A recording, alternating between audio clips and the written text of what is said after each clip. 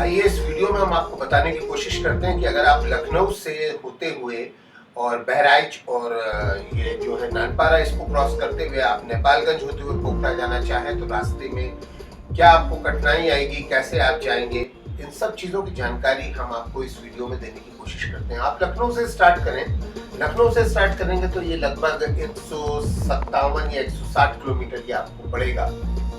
बाराबंकी वाला रूट होते हुए आप उल्टे हाथ की तरफ मुड़ेंगे, जो रास्ता जाता है बहराइच को, तो वहां से ये मसौली, रामनगर और भी कई छोटी छोटी जगहें पड़ेगी, वहां से होते हुए ये बहराइच पहुंचेगा और बहराइच से नेपाल। ये देखिए ये पहला टोल बन गया है इस हाईवे पे जो नया नया निर्मित है। पहले वाले के ऊपर तो टोल आपको नहीं पड़ रहा है, मगर शायद आगे पड़ेगा, ऐसा मैंने सुना हुआ है। तो आइए आपको ले चलते हैं। जैसा कि आप देख रहे हैं ये 2 वे रोड ना होके 1 वे रोड है, एक तरफ आने का और एक तरफ जाने का। तो यहाँ से आपको बहुत संभल की गाड़ी चलानी है, मगर ट्रैफिक लेस है। ट्रैफिक उतना नहीं है जितना आपको मेन रोड अगर आप उधर से होकर जा रहे हैं गोरखपुर होते हुए, और गोरखपुर की तरफ से होते हुए जाने में एक सबसे बड़ी प्रॉब्लम ये भी है कि अगर आप दिन में रात में गोरखपुर क्रॉस कर रहे हैं, देर रात मतलब आफ्टर 10, तो कोई दिक्कत नहीं है, आपको आसानी से आप क्रॉस कर ले जाओगे सर्दियों में 9 से 10 के बीच में।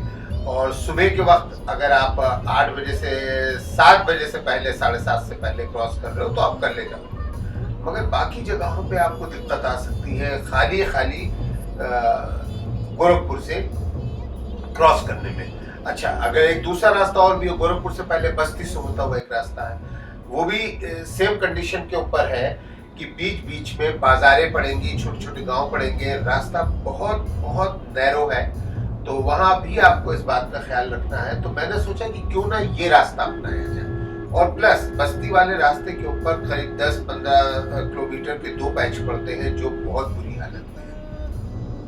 तो इसी के लिए मैंने ये रास्ता सोचा कि इसको अपनाया जाए। ये रास्ता मुझे ठीक लग रहा है अभी तक। अभी आगे का क्या सीन है वो आप आगे देखोगे।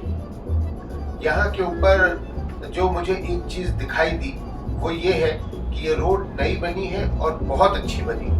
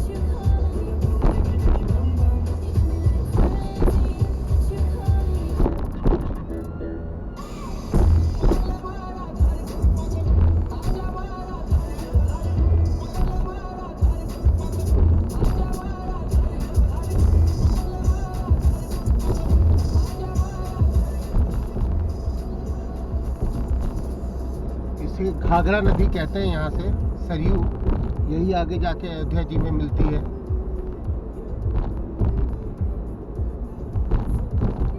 जहाँ तक मेरी जानकारी है।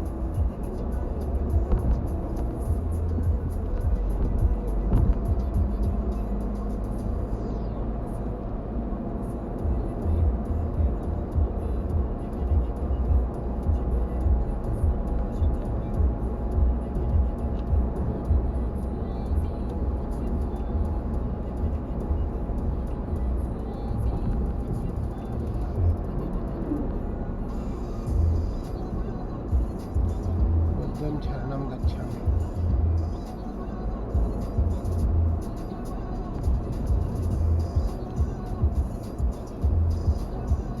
हुजूर को बदनाम किया मुस्लिमों ने, श्री राम को बदनाम किया हिंदुओं ने, वही है।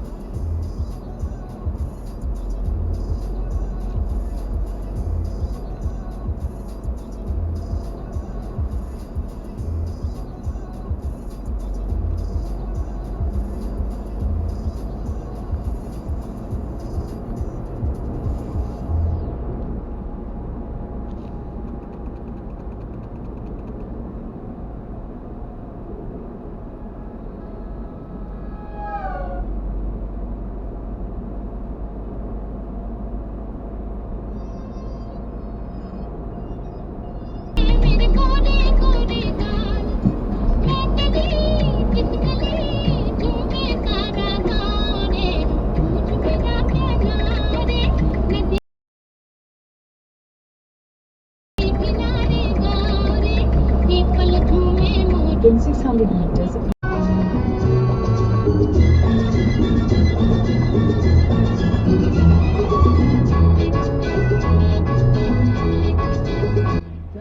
ये वीडियो थोड़ा सा लंबा होगा क्योंकि काफ़ी लोग रास्ता भी देखना चाहते हैं और देखना चाहते हैं कि आसपास की सराउंडिंग्स कैसी हैं।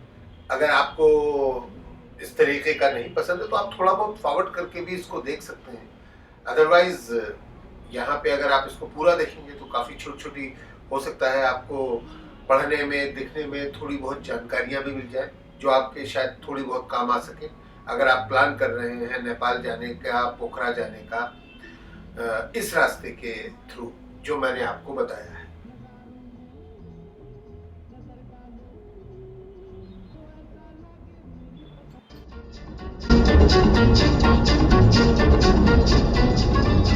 ये दूसरा टोल गेट है जो अभी चालू शायद नहीं हुआ है, आगे चल के पता चलेगा।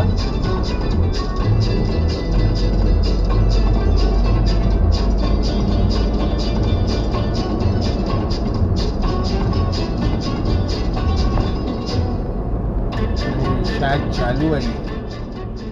एक चीज मैं और देखना चाहूंगा, मेरी कार पे फास्टैग लगा हुआ है।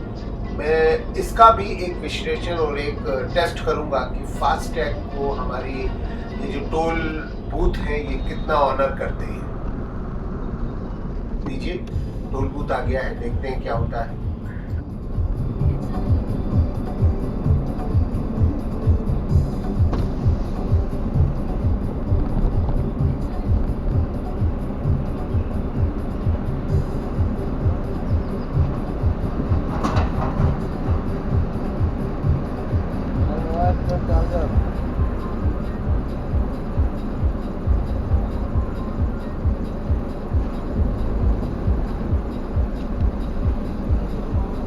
फास्ट ट्रैक है, ठीक है, थैंक यू।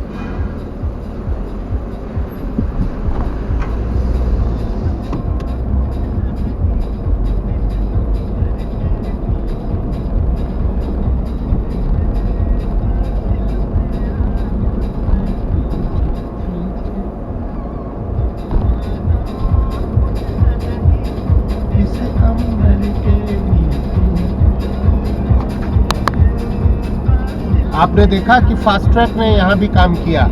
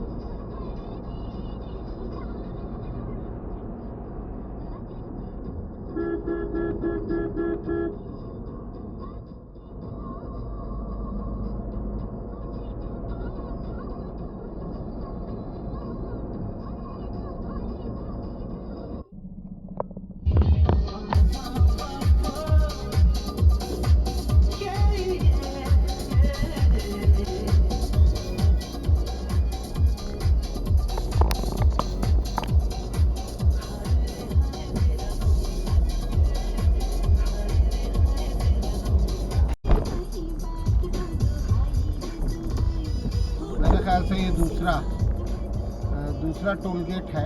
पहले वाले पे नहीं पड़ा, अभी बन रहा है, मगर बाकी सब पे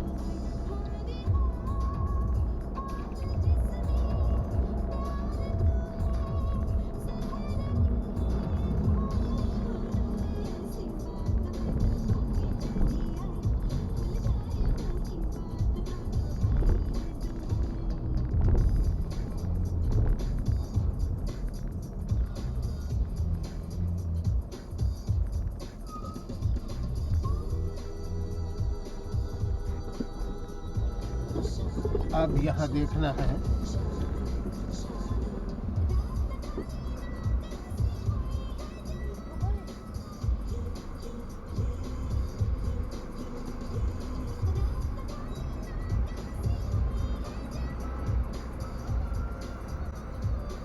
फास्ट ट्रैक है, फास्ट ट्रैक।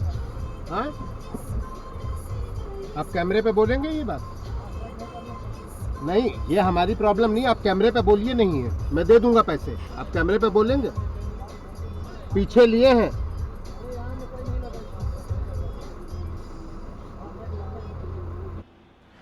कुल मिला के इस वाले टोल के ऊपर थोड़ा सा इनका व्यवहार भी ठीक नहीं था। अब मेरी समझ में आया कि लोग अगर थोड़े से उलझ जाते हैं इन लोगों से तो उसकी क्या वजह हो सकती है। खैर, मैंने इनसे सिर्फ इतना कहा कि मैं आपकी एक वीडियो पे ये बात रिकॉर्ड करना चाहता हूँ कि आप फास्ट ट्रैक को नहीं ले रहे हो। तो पहले तो ये तैयार नहीं हुए, मगर बाद में मेरे कहने पे शायद इनको मेरी बात समझ में आई। मुझे पता है मैं सिर्फ इनको ऐसे ही कह रहा था, मैं क्या करूँगा इतने मामले के लिए। मेरी बात आप लोगों तक पहुँच गई, बस इतना काफ़ी है। मगर ये कि मैं इसको दोष भी नहीं कहूँगा और सही भी नहीं कहूँगा। दोष इसलिए नहीं कहूँगा कि इनका ये कहना था कि यहाँ पे इंटरनेट अवेलेबल नहीं है, जो शायद सही भी हो सकता है। और सही इसलिए नहीं कहूँगा कि अगर आपने टोल बनाया है तो यहाँ पे इंटरनेट की व्यवस्था करना आपके लिए कोई बड़ी चीज़ नहीं है। किसी भी अच्छी कंपनी से कह के आप या तो यहाँ तक की लीज लाइन डलवा सकते हैं या कुछ भी करें, क्योंकि आने वाले वक्त में ये काफ़ी व्यस्त होने वाला है। ऐसा मेरा सोचना है इस रास्ते के बारे में। बाकी आप स्वयं देखिए।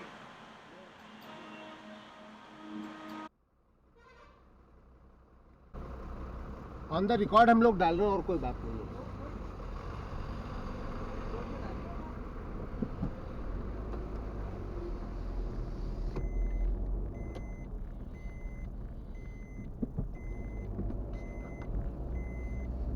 फायदा क्या है जब इधर से देना ही है पैसे, ये फास्ट ट्रैक लेंगे भी नहीं।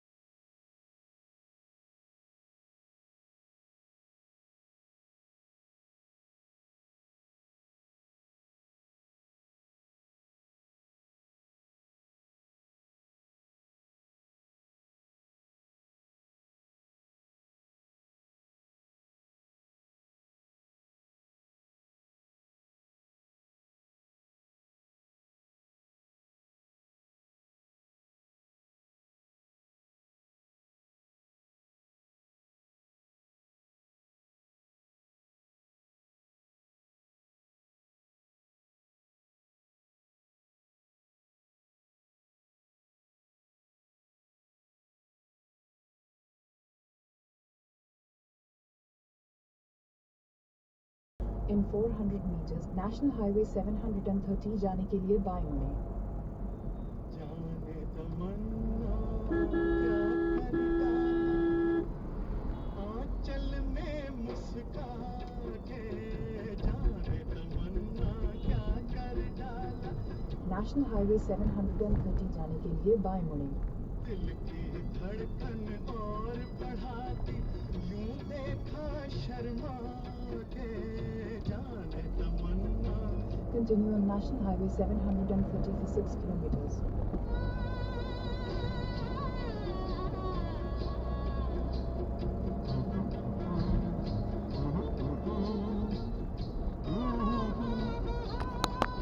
Meters.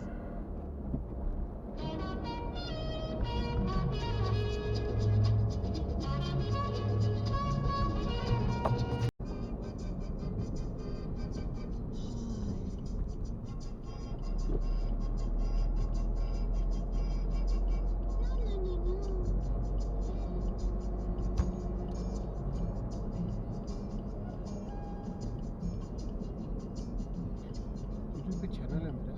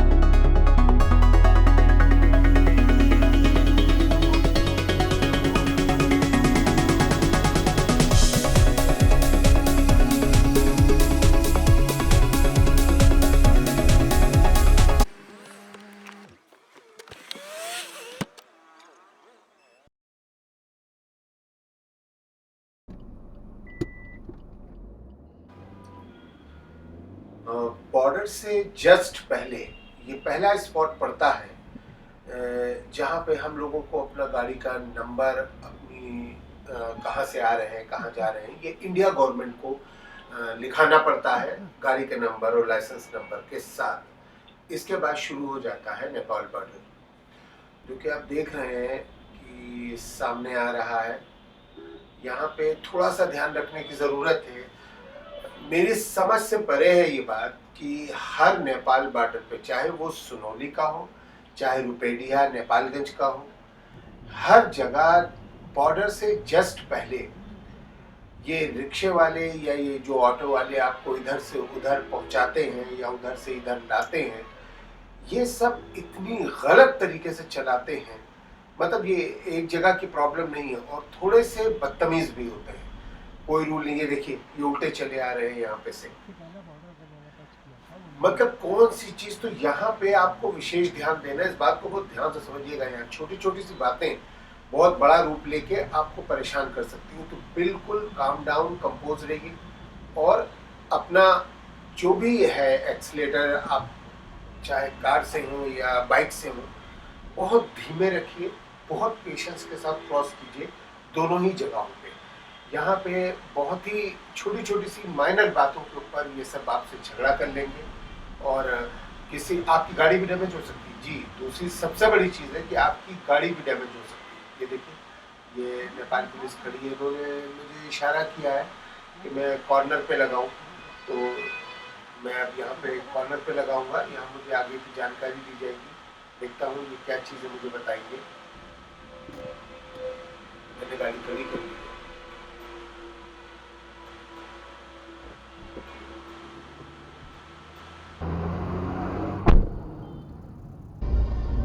फाइनली नेपाल के अंदर भंसार हो गया है।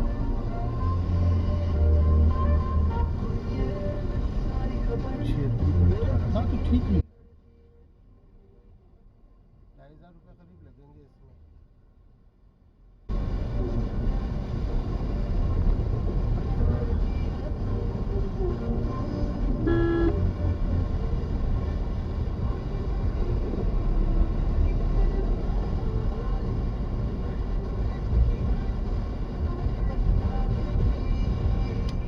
रात को अवॉइड करूँ थोड़ा सा।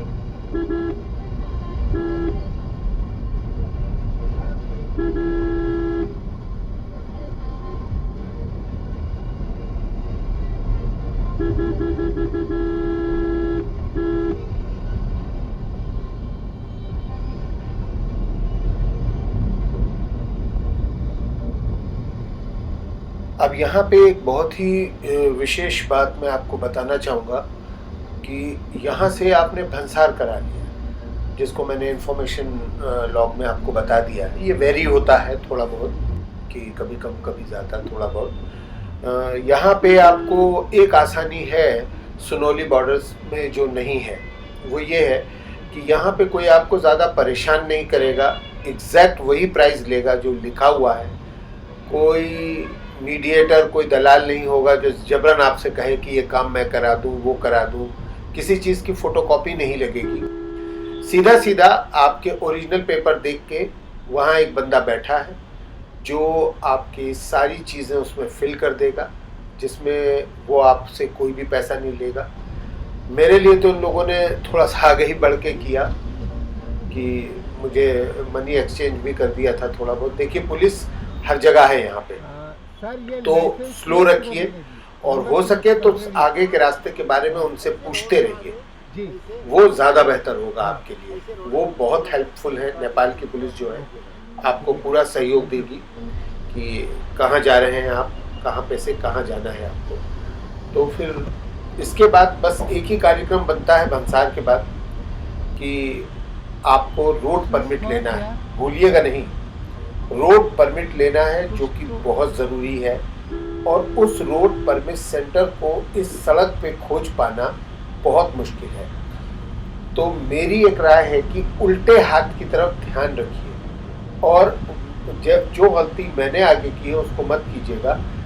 मुझे तो बहुत आगे जाके पलट के वापस आना पड़ा, और फिर दोबारा मुझे वो बिल्डिंग मिली जहाँ मुझे बहुत ज़्यादा समय नहीं लगेगा। आगे आप फिर देखिए।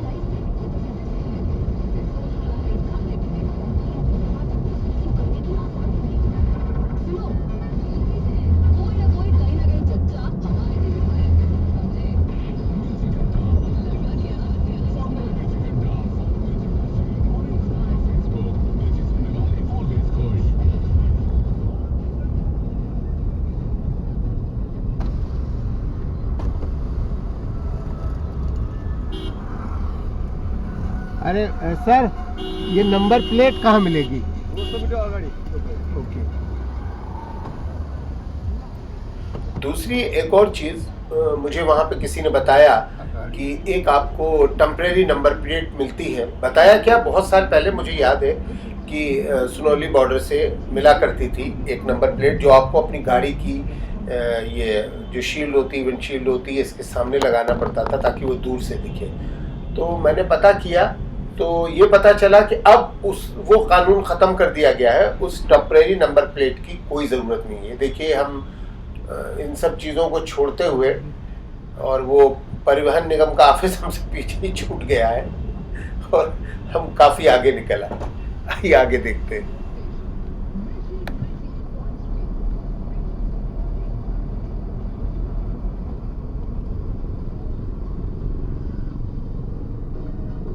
मैम, ये परमिट कहाँ मिलेगा? परमिट तो आगे। अरे कितना मैं लोगों से पूछ रहा हूँ। साहब परमिट मिल गया यातायात में है ना, तो आगे जाइए, राइट साइड में, वहाँ से आके घूम के आइए, राइट साइड में ही है, राइट ज़्यादा दूर नहीं है, नजदीक है, तो यहाँ से आगे से घूम लेना ही। ठीक है, शुक्रिया। इन महिला के अनुसार मैं बहुत पीछे छोड़ आया हूँ, ये जहाँ पे मुझे परमिट मिलना है, तो मुझे आगे से राइट टर्न लेके फिर वापस पूरी तरकीब से पीछे जाना है और वहाँ पहुँच के परमिट बनवा के तब मैं इस तरफ आऊँगा।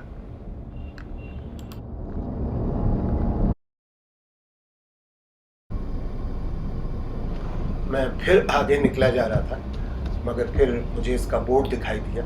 देखिए आप भी बहुत ध्यान से इस बिल्डिंग को देखिएगा। ये जब आप नेपाल से अंदर से आएंगे तो ये उल्टे हाथ पे पड़ेगी और यहाँ पे आपको काफ़ी थोड़ी बहुत भीड़ भी दिखेगी। तो इस बिल्डिंग को पहचान लीजिए और आप स्वयं देखेंगे कि यहाँ मुझे ज़्यादा समय नहीं लगा है। मैं इस जगह से फॉरवर्ड नहीं कर रहा हूँ ताकि आप लोग देख सकें कि मुझे यहाँ पे कितना समय लगा है। आप अंदर जाएंगे तो वहाँ भी थोड़ी सी दिक्कत आएगी कि किस केबिन में जा रहा हूँ, कुछ नहीं।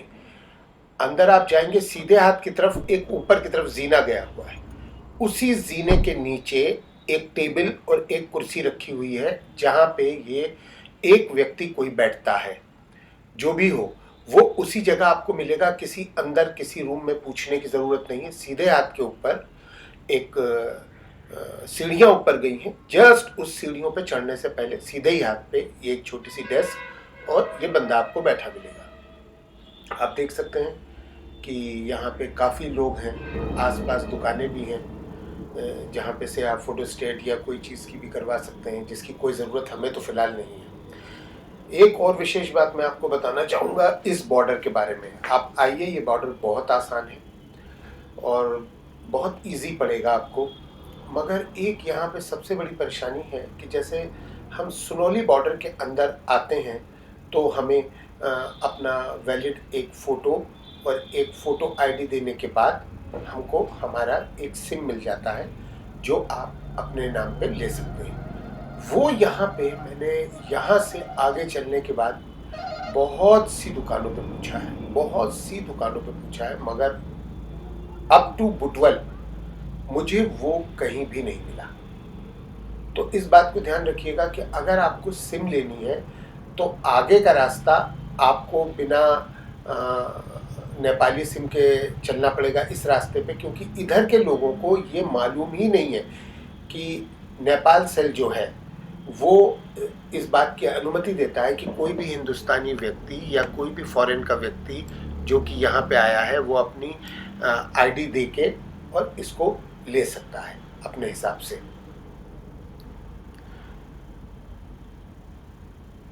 अब आप देखिए यहाँ पे कि मुझे गए हुए जो भी समय है वो आपको ऊपर मीटर में पता चल रहा होगा। गाड़ी भी मेरी यहाँ खड़ी रही बहुत सेफ साइड। सबसे अच्छी बात यह है कि नेपाल के लोगों में यहाँ की तरह जल्दबाजी नहीं है। ये मैंने एक विशेष बात देखी है, जैसे हमारे यहाँ बहुत जल्दी होती है, किसी भी जगह है गाड़ी को निकालना है, आप गाड़ी पीछे कर रहे हैं, आप सामने वाले की गाड़ी को डैमेज भी कर दोगे, आप हर वो काम कर जाओगे जो आपको करना है। मगर यहाँ इस टाइप की कोई जल्दबाजी मैंने नहीं देखी। और सबसे अच्छी रूल है, इतनी देर में ही मुझे ये पता चला अंदर आने के बाद। वो जो मैंने एक बात आपसे कही थी कि यहाँ पे ये ऑटो रिक्शा वाले ऐसे चलते हैं, वो एक विशेष परिधि के अंदर की बात है। जब आप इस शहर के अंदर इंटर होते हो बॉर्डर से लेके इस शहर तक, उसके बाद फिर आपको जो ट्रैफिक रूल्स मिलते हैं जिस पे नेपाली लोग चलते हैं वो अमेजिंग है।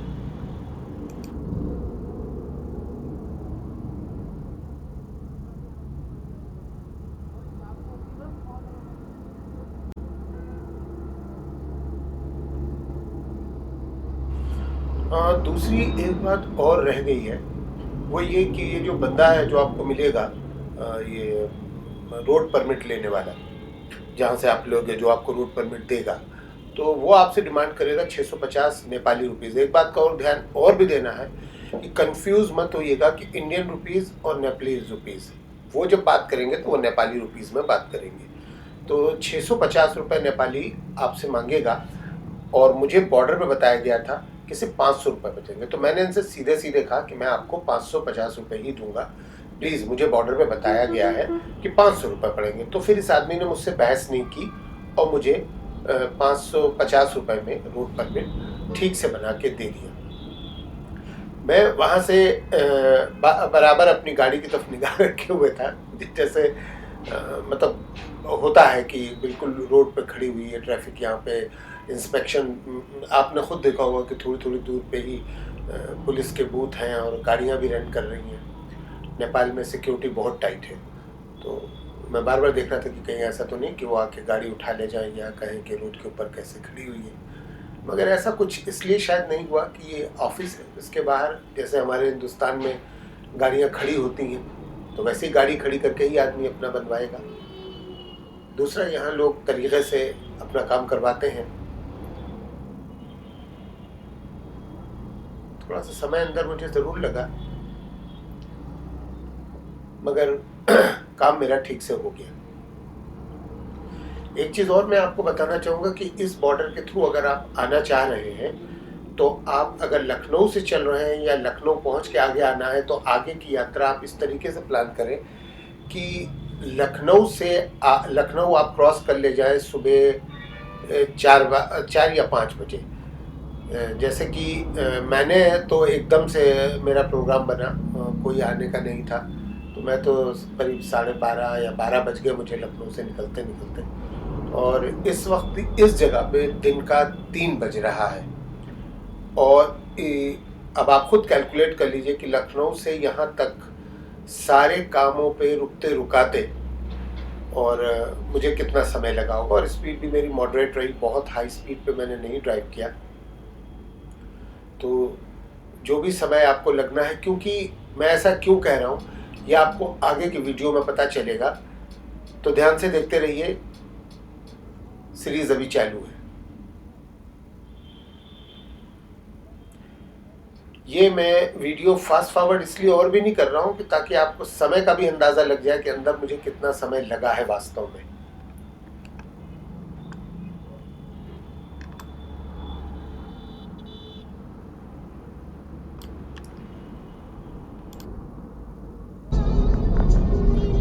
फाइनली नेपाल के अंदर भंसार वंसार सब होने के बाद